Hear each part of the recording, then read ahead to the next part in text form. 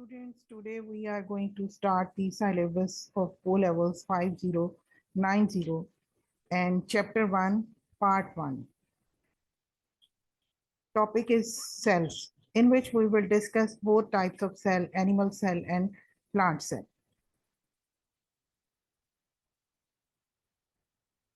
First of all, before going in detail about cells, I would like to discuss about the definition of the biology. So biology is the study of all living organisms, as bio means life and logi means study. So biology is the study of all living organisms, and the examples definitely the plants and animals are. And next is uh, in the next slide, we will discuss the characteristics of living organisms. Characteristics of living organisms are, if we are discussing the living organisms, so we must know what are the characteristics of living organisms. So the living organisms can be distinguished from non-living organisms, as living organisms need food and water, they need oxygen to breathe, they respond to stimulus, they are sensitive in simple words, they can reproduce the offsprings of their own kinds and fertile offsprings as well, they can grow and they can have development in the body, excrete the nitrogenous waste products out of the body. They need maintenance of the body temperature, or they are able to maintain the internal and external environment of the body. They can move from one place to the other. So in this way, I would like to say all living organisms must have all these characteristics common. Next, we are going on cell. So first of all, I would like to describe the definition of cell. What is cell? Cell is building block of a living organisms. All living organisms have their units. So cell can be the structural and functional unit of an organism. And it is very small in size, cannot be seen with the eye. So it is, we can say it is microscopic in nature. So examples here can be animal cell and plant cell. So cell is the building block or unit of the living organism.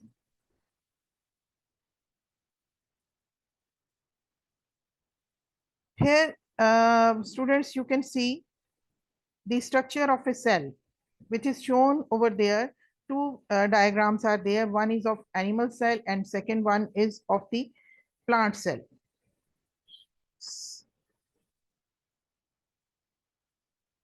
And animal cell and plant cell, first of all, you can see they are different in shape. The plant cell has the cell wall outside, but in case of animal cell, there is no cell wall. But in both of these cases, you can see the next to cell wall is cell membrane, but in case of animal cell, the outermost membrane is the cell membrane. And another important part of the cell, which is nucleus, you can see nucleus is in the center or somewhere else in the cell. It can change its location in the cell, but in case of plant cells, as vacuole is a single large vacuole is in the center, so nucleus is always on one side, and they have cytoplasm in common. That is, cytoplasm is present in both. Mitochondria is also present in both types of cells, and chloroplasts are only present in plant cells. We will discuss one by one all of these organelles which are present in the cells. The cytoplasm contains these organelles as mitochondria, chloroplast, vacuole, and ribosomes, endoplasmic reticulum. So all these different organelles are present in an animal and plant cell, and we will discuss them one by one. So first of all, before going in detail about the organelles, I would like to discuss an important protoplasm. And what is protoplasm in the cell? You have read about cytoplasm, you have read about nucleoplasm. So it means that this is very something special which is present in the cell. So protoplasm is the living part of the cell. So it is the living part of the cell which comprises of different cellular organelles. As I am talking to you, it is a jelly-like, colorless, transparent, and viscous liquid substance present within the cell wall. That is, it is present in both an animal cell, as in nucleoplasm, cytoplasm. Protoplasm is composed of mixture of small molecules, ions, water, proteins, lipids, and carbohydrates. So different nutrients, water and ions, they make up this protoplasm. The protoplasm surrounding the cell nucleus is known as cytoplasm. Already told you that it is in different forms present in the cell as cytoplasm. When surrounding outside the nucleus, it is cytoplasm, and inside the nucleus, it is nucleoplasm. So protoplasm is available in different forms in the cell, and its consistency will be different in person to person. Now, the next slide is about if we divide the cell into different parts. So major parts of the cell can be cytoplasm, nucleus, and cell membrane. We can divide them as you can see that nucleus, cell membrane is the outermost in animal cell, but in case of plant cell, the cell wall is the outermost layer. And then you can see in the center, it can be the nucleus, and outside the nucleus, inside the cell membrane, it is cytoplasm.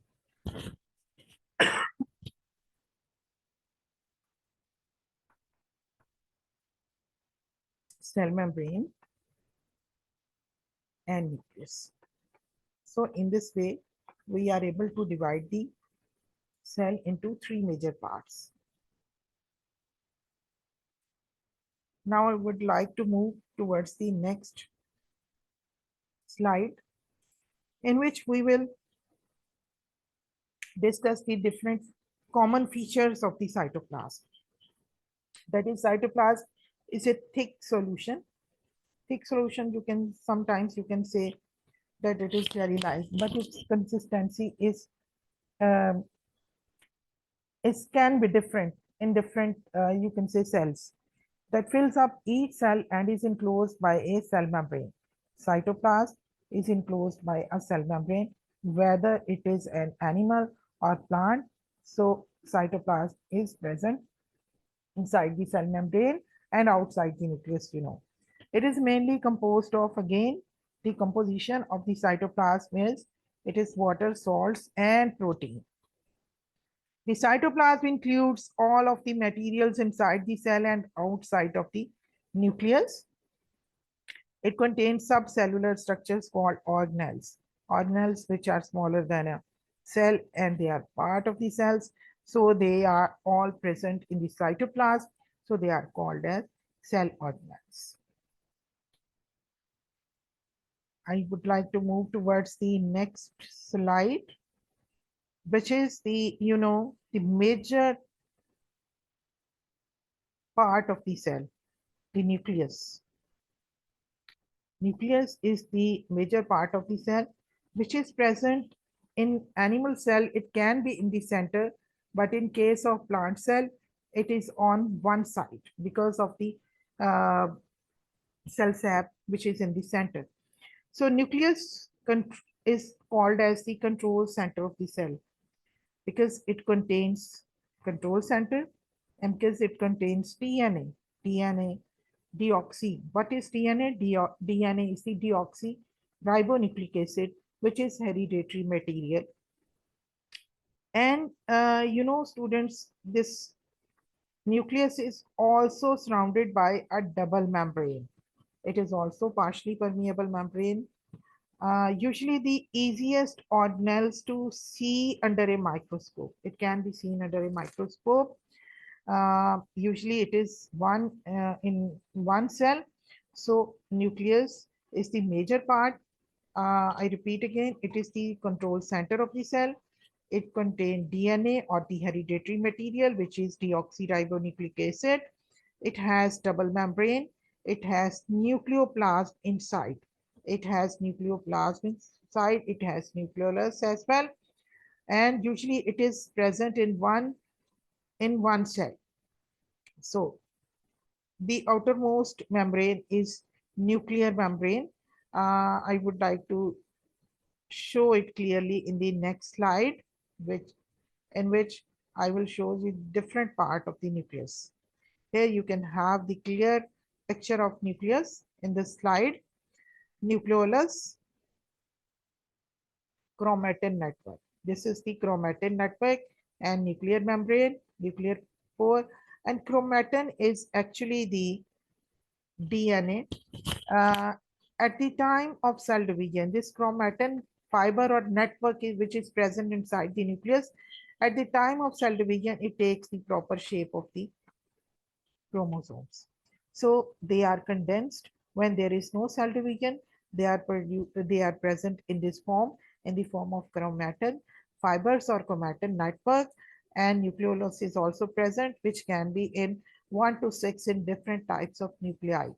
So in this way, I would like to say the nucleus is the most important, and its membrane, you can see the porous in nature, which is also the partially permeable membrane.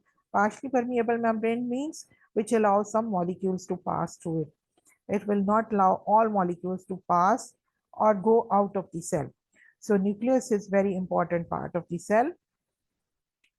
Now I would like to move towards the next organelle or part of the cell, which is the second major part of the cell, which is cell membrane. Cell membrane, you can say, in case of, that in case of animal cell, it is the outermost layer, but in case of plant cell, it is present after the cell membrane, the cell wall. So outermost is cell wall in case of plant cell, but second to cell membrane, and in case of animal cell, it is outermost layer.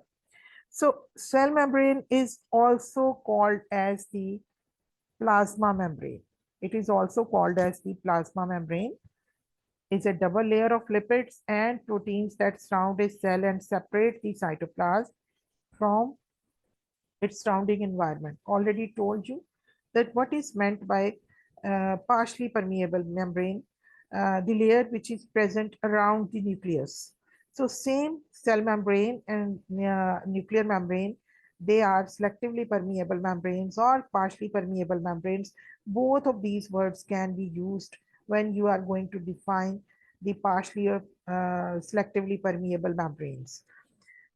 But meanings are same, which means that it only lets certain molecules enter or exit.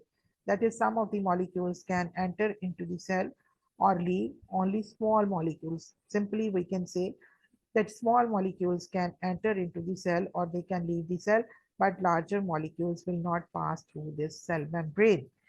So that is the reason it acts as a selectively or partially permeable membrane, and same is the case in the nucleus. So this membrane, I want to show you the internal structure or ultrastructure of this cell membrane into the next slide. You can see this is the ultrastructure of the cell membrane, and here you can see it is the made up of lipid bilayer, and different proteins are involved in the formation of this cell membrane. As for example, globular, different types of proteins, you can say globular proteins, alpha helix protein, channel protein, peripheral protein, integral protein, cholesterol, glycolipids, and carbohydrates and glycoproteins. All they are different types of, you can say, the substance which make up one single cell membrane, which is very thin and transparent. It is very thin, but it is double layered structure made up of lipid and proteins. So cell membrane acts as a partially or selectively permeable membrane, whether it is present in an animal cell or it is present in plant cell. Now I would like to move towards the next slide, which is about the cell wall.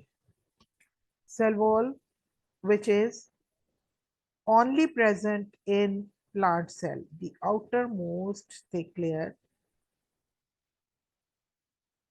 which is present in plant cells only. A cell wall is a structural layer surrounding some types of cells just outside the cell membrane. Means only plants. Made up of cellulose. Cellulose is a polysaccharide carbohydrate. So it is made up of this cellulose. This is very, you can say, characteristic of the cell wall, which can be tough, flexible, and sometimes rigid. Why it is tough, flexible, and rigid? Because it has to provide the structural support to the plant cells, protection to the plant cells, and also acts as a filtering mechanism. So it means that is the reason it is tough, flexible, and rigid, because it has to give the structural support. It has to protect the animal cell. So it is some act as differently. It can bear the turgor pressure which is produced when the plants cells are turgid. They are full of water at that time. Pressure is very high. So it can bear the turgor pressure, but it is freely permeable. Freely permeable, it allows all the molecules to pass through it. It does not select the molecules to pass through. So it allows all the molecules to pass through it, whether they are going to enter or leave the cell. So cell wall is very tough, rigid, and hard, which give the shapes to the plant cells, because it is only present in the plants, not absent in the animal cells. You can see, students, you can see on screen the cell wall, which is visible under the microscope. So this is the cell wall, and here you can see our tissues, cell tissues, and I have, oh, this is cell. So I would like to move towards the next slide. The next organelle is very important organelle of the cell, which is called as mitochondria, and mitochondria is present in both animal and plant cells. It is important as it is present in both animals and plant cells, because it provides the energy to the cell to perform different functions. So mitochondria are rod-shaped organelles. Rod-shaped means in this, they are rod-shaped structures that generate most of the chemical energy needed to power the cell's biochemical reactions. All different types of metabolic reactions which are taking place inside the cell, all they need energy. So energy is provided by this mitochondria. So mitochondria, that is the reason sometimes we say that it acts as a powerhouse of the cell, as it provides the energy to perform different functions. So chemical energy, which is provided by the mitochondria, is stored in small molecules called adenosine triphosphate, or simply ATP. And so ATPs act as small batteries. So ATPs act as small batteries. As batteries provide us energy, for different purposes. So our body, when our body needs energy, so small batteries or ATP breaks down to release energy to perform different functions in the body. So mitochondria is also a double membranous structure. It is double membranous structure. Its outer membrane has smooth muscles, where internal muscle has many folds into it. These folds increase the surface area. These folds increase the surface area, and these folds are called as cristae. So mitochondria is very important in case of plant. Now I would like to, the when surface area is increased, then it means more energy stored over there, more space to perform respiration over there. Okay, mitochondria, the different parts of the mitochondria you can see.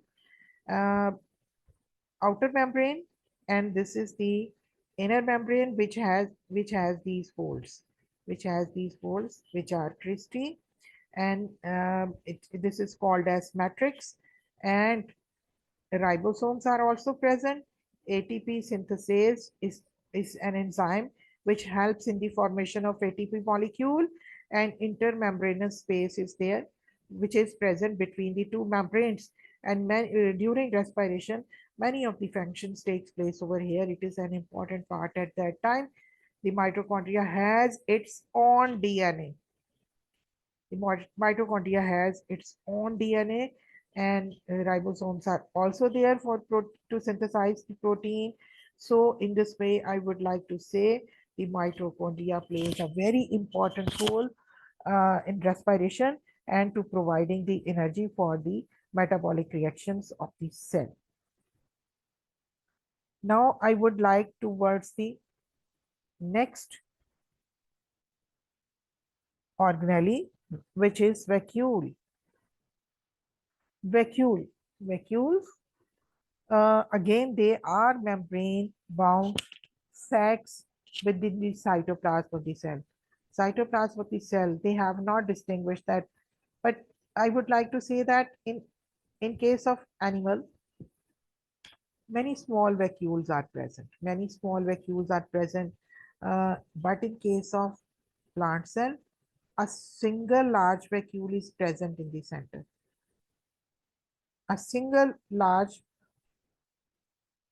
vacuole is in the center. Uh, and in mature plants, vacuoles tend to be very large and are extremely important, providing structural support.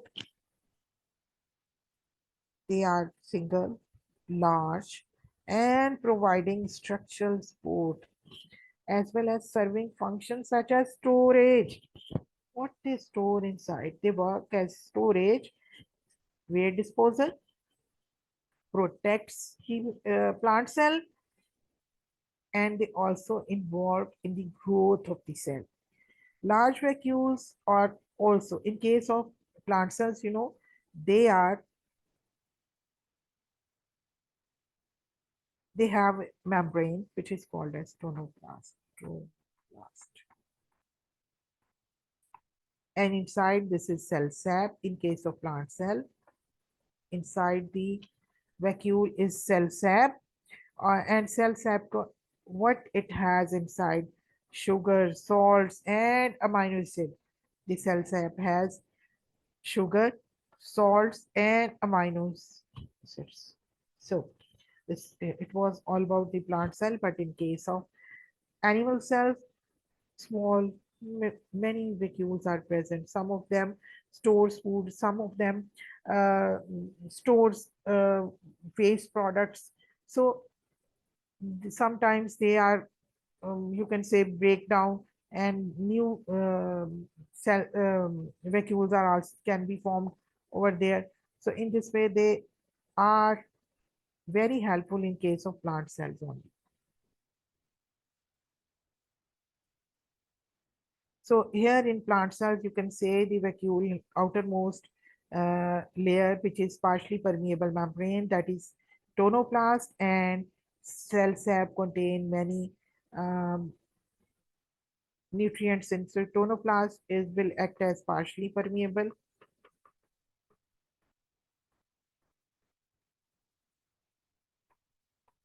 and cell sap will have water,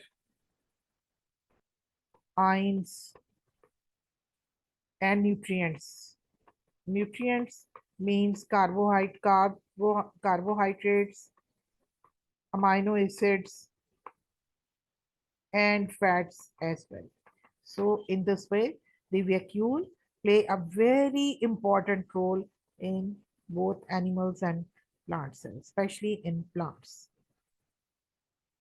Now I would like to move on the next slide, in which there is comparison between the animal and plant vacuole. But plant vacuole is large in size, whereas in animal it is smaller in size. In case of animal cells, they are temporary, but in case of plant cells, they are permanent. And cell sap, which is present in the plant cells, they contain starch, water, proteins, sugars, salts, and lipids. Stores nutrients and or waste products. It can be in both animal or plant cells. Water is in vacuole, presses outwards, maintaining turgor in case of plant cells. It maintains the turgidity of the plant cell. So I think this is all about today for chapter 1. Uh, Other parts of the chapter 1 we will discuss in uh, part 2 or video 2, inshallah. Allah Hafiz. Thank you so much. Please share, subscribe my channel, like my channel. Thank you so much.